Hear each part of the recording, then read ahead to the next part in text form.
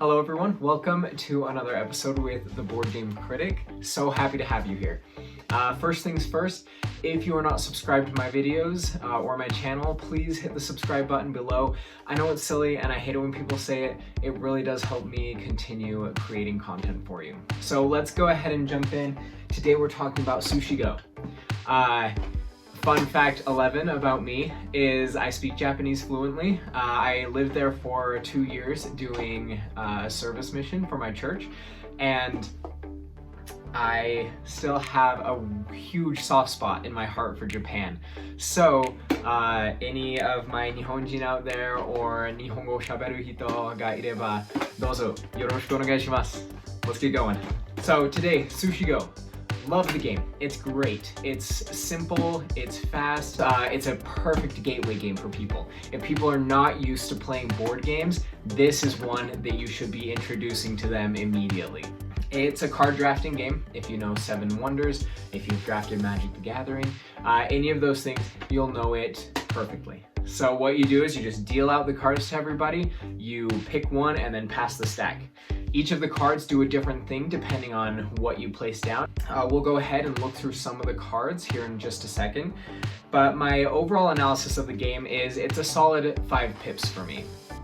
There's not really anything to dislike about Sushi Go, and the only reason I think it doesn't really get to a 6 pips is it kind of levels out as far as strategy goes. If you are thirsting for something a little bit more in depth and a little bit more strategy, you just won't find it with Sushi Go. That's fine, and I don't think that this game needs to be that. It's a perfect warm-up game for a game night. First use case scenario is your appetizer for your gaming evening. If you're doing a 3-course meal, I consider this an appetizer. It's also a great dessert. One thing I did want to talk about as far as Sushi Go goes, that's really obnoxious, as far as sushi goes, is there is a Sushi Go party version, and I just wanted to give you a little bit of advice on which one I think you should buy. I believe Sushi Go Party allows you to play with a couple more people, and it also has some other interesting cards in it, so you won't play with all of the cards every time. Similar to Dominion, if you're familiar with Dominion, you'll choose a certain number of cards to play with each time. It does add some different variety, a little bit of interest and replayability. So if you don't mind paying a little bit more for Sushi Go Party is just as good, if not better. However, if you're not completely sold on the game, this is $8 on Amazon. Why would you not buy it, right? I have a link to it in the comments or in the description section below. As of making this video, I just checked, it's $8. A steal for what the game is. It will offer you tons of fun. Kids can play it decently well because in general, you just want to get multiple of the same kinds of cards. Looking for higher numbers, I think you can. I think it says 8+. It says 8+. I think you could go as low as 6.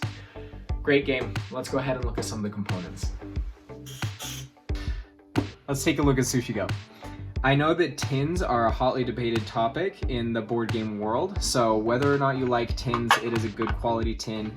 You have your cards here. Just gonna draw some of them at random and talk through some of what they do. So, for example, how the game goes is you have a handful of cards and you're choosing which one you want to keep and which ones you want to pass on to the next player. You place it face down in front of you, and then everyone will say Sushi Go and flip it over. We just say go, so that everyone can see what everyone else has picked. You will want to keep an eye on your opponents, see what they've picked, so that you can try and sabotage them if possible. Let's go through some of the cards and what they do. So here you have your nigiri. So this is a salmon nigiri. It is worth 2 points. There are a couple different types of nigiri, and they are all yellow cards. I'm just gonna keep saying nigiri because it makes me feel awkward, and I'm sure it's making you feel awkward too. The squid nigiri is the best. It's 3 points. Then you have egg, I believe. Where's me some egg? Here it is, egg nigiri. If you ever had it, it's actually not great, so I love that it's 1. And then the other type of yellow card is wasabi. So wasabi you play and the next nigiri you play triples it. So this is your optimum combo. 9 points, that's one of the best things you can do in the game. If I usually take a wasabi if I have it in my opening hand, just a fun fact. Even getting that with your salmon is still 6 points, which makes them 3 points apiece, which makes it as much as the squid. As far as point per card value, that's a great place to start. So that's the nigiri cards. Then you have the dumplings. If you get 1, then you get 1 point. If you get 2, then it jumps up to 3 points. So now you have 1.5 points per card, which is not a great return. If you can get up to 3 though, you get 6 points, which makes them 2 points apiece.